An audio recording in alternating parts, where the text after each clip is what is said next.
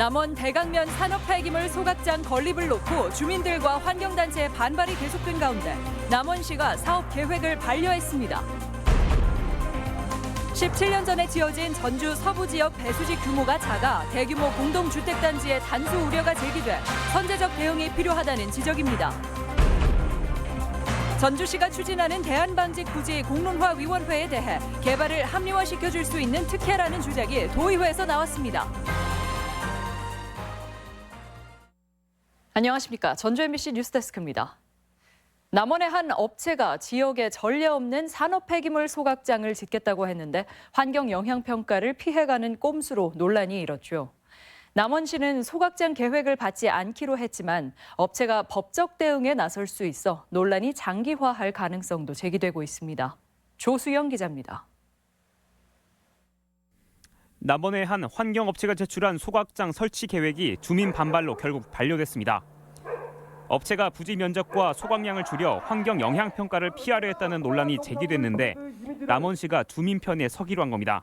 폐기물 관리법 및 국토의 계획 및 이용에 관한 법률 규정에 의하여 주변 환경 피해 등 영향을 미칠 것으로 판단하여 부적정 사유를 업체가 이미 음식물 처리장을 운영하며 악취를 발생시키는 데다 소각장 부지가 분지해 있어 대기 정체가 심하다며 다이옥신과 미세먼지를 내뿜는 소각장은 적합하지 않다는 겁니다.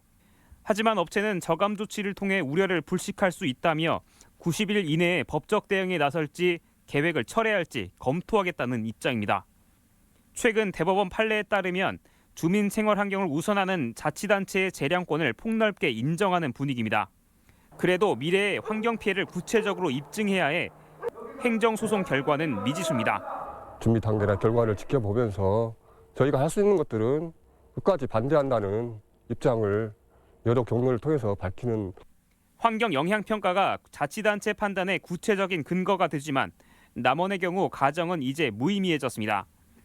남원시는 혹시 소송에서 지더라도 모든 조치를 동원해 소각장을 막겠다고 밝혔습니다. MBC 뉴스 조수입니다. 어느 날 갑자기 일상에서 쓰는 수돗물이 끊긴다면 어떻게 될까요? 최근 10여 년간 급속도로 개발이 이뤄진 전주 서부 신시가지와 효천지구 일대에서 실제로 나타날 수 있는 일이라고 합니다. 이곳에 물을 공급하는 전주 서부권 배수지의 저장량이 부족하기 때문이라는데요. 한범수 기자가 취재했습니다. 전주 서부 지역의 한 배수지입니다. 용담댐에서 끌어온 물을 효자동과 삼천동 일대에 연결시켜주기 위해 17년 전 만들어진 상수도 저장소입니다. 저장 용량은 15,000세제곱미터로 전주 시내 배수지 10곳 중 중간 규모입니다. 그런데 최근 이곳의 물 공급 여력이 크게 떨어졌습니다. 최근 10여 년간 신시가지와 혁신도시, 효천지구가 건설되면서 물 유출량이 급속도로 증가했기 때문입니다. 물 사용량이 많았던 2017년 추석에는 저장량이 부족해 급수가 중단될 뻔한 순간도 벌어졌습니다. 배수지를 통과하다 보니까 물이 양이 좀 적게 내려옵니다. 또 하나는 배수지에도 물을 활용해야 되기 때문에 가압장을 좀 돌리고 있거든요. 그러다 보니까 물이 들어가는 양이 사실 적어요. 전주 서부 지역은 장기적으로 옛 대한방직 부지에 대한 개발 수요가 있어 물 부족 현상은 갈수록 더 심해질 수 있습니다. 결국 전주시가 기반 시설도 없이 신도시 건설을 지속해 물 부족 문제를 자초한 셈입니다. 높은 건물이 세워지면 도시가 발전하는 것처럼 그렇게 느끼고 생각하는 개발 만능주의적인 사고적 편향이 전주시 행정에 있는 것은 맞다고 봅니다. 전주시는 일단 덕진구 지역의 다른 배수지와 관로를 연결하면 급한 불은 끌 수 있다는 입장.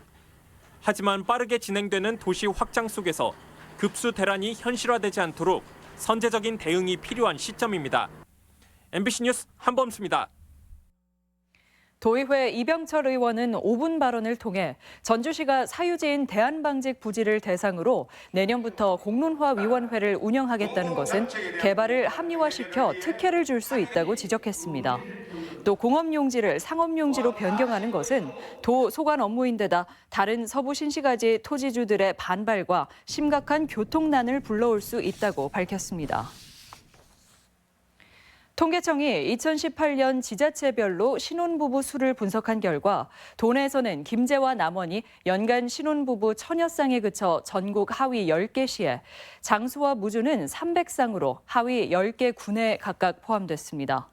반면 완주군은 지난해 2000여 쌍의 신혼부부가 혼인신고를 마쳐 군 단위 상위 6위를 기록해 대조를 보였습니다. 전지훈련을 준비 중인 전북현대 모라이스 감독이 전주 MBC를 찾았습니다. 이번 시즌 우승 소감과 다음 시즌 각오, 토트넘 무리뉴 감독과의 특별한 인연 등을 밝혔습니다. 박연선 기자가 소개합니다. 3년 연속 K리그 챔피언에 오른 전북현대. 부임 첫 해 리그 우승을 지켜낸 모라이스 감독이 전주 MBC 스튜디오를 찾아왔습니다. 기적 같은 역전 우승의 여운이 채 가시지 않은 모습이었습니다. Porque é uma felicidade ver tanta gente e tantas pessoas que estão felizes pelo momento que aconteceu mais uma vez. E então eu estou feliz pelos torcedores do Jambuque. Esse é um dos aspectos. 우승 이후 토트넘 무리뉴 감독에게 특별한 축하 영상을 받은 모라이스 감독은 무리뉴 감독과의 각별한 인연도 소개했습니다. Ele pode me dizer tudo e eu posso lhe dizer tudo. E parece que há uma ligação como se fôssemos irmãos gêmeos. 모라이스 감독은 우승의 기세를 몰아 내년에는 AFC 챔피언스 리그와 FA컵까지 3관왕을 달성하겠다는 포부도 밝혔습니다. Ninguém o fez ainda, né? Na Coreia. Quem sabe somos nós os primeiros, quem sabe. Agora que já estamos habituados aos milagres.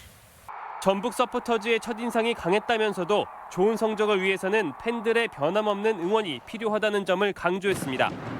O que eu gostava de ver o estádio cheio do povo de Jambuque.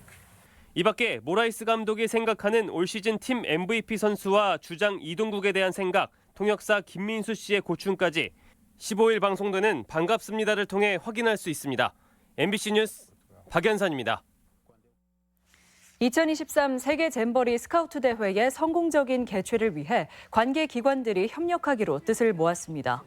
전라북도는 전북교육청, 한국스카우트 전북연맹과 잼버리 협력 협약식을 갖고 대회 관련 사업과 교육의 협력 체계를 구축하기로 했습니다. 기관들은 내년 잼버리 관련 20여 개 사업을 함께 추진하고 향후 잼버리 기간 도내 모든 학교에 연계 프로그램을 운영해 교육적 효과를 거둔다는 방침입니다. 프로축구 전북현대가 최근 말레이시아 쿠알라룸푸르에서 열린 2020년 ACL 조 추첨식에서 호주 리그의 시드니 FC, 일본 제1리그의 요코하마 마리너스와 함께 H조를 배정받았습니다. 전북을 포함한 세 팀은 모두 올 시즌 자국 리그 우승을 차지한 챔피언 팀으로 죽음의 조로 불려 불꽃 튀는 경쟁이 예고되고 있습니다. 내년도 도내 고등학교 수업료가 동결됩니다. 전라북도 교육청은 학부모의 부담을 경감하고 고교 무상교육 정책의 단계적 시행에 대비해 2020학년도 공사립 고교의 수업료를 인상하지 않는다고 밝혔습니다. 도교육청은 고교 무상교육 조기 실현을 위해 2018년도부터 입학금 면제를 시행하고 있으며 수업료는 2008년 이후 12년째 동결된다고 덧붙였습니다. 자사고인 전주 상산고의 2020학년도 경쟁률이 지난해보다 소폭 상승했습니다. 상산고에 따르면 신입생 360명 모집에 581명이 지원해 1.59대 1의 경쟁률을 보여 지난해 1.32대 1에 비해 다소 높아졌습니다.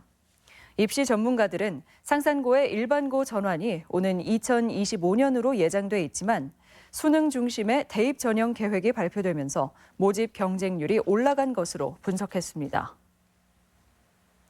익산 향토 기업인 하림이 연말을 맞아 소외계층을 위한 5천만 원 상당의 쌀 2,000포를 기탁해 익산 행복나눔마켓 뱅크를 이용하는 소외계층과 경로당, 무료 급식시설 등에 전달했습니다. 하림은 지난 2011년부터 9년째 닭고기를 비롯한 식품 등 8억 원 상당을 기탁했고 삼계탕 나눔 봉사 등 지역 나눔 문화를 실천하고 있습니다. 토지주택공사 전북지역본부가 LH 임대주택 입주민 자녀 11명에게 각각 100만 원씩 총 1,100만 원을 전달했습니다. 전북권 뉴스였습니다.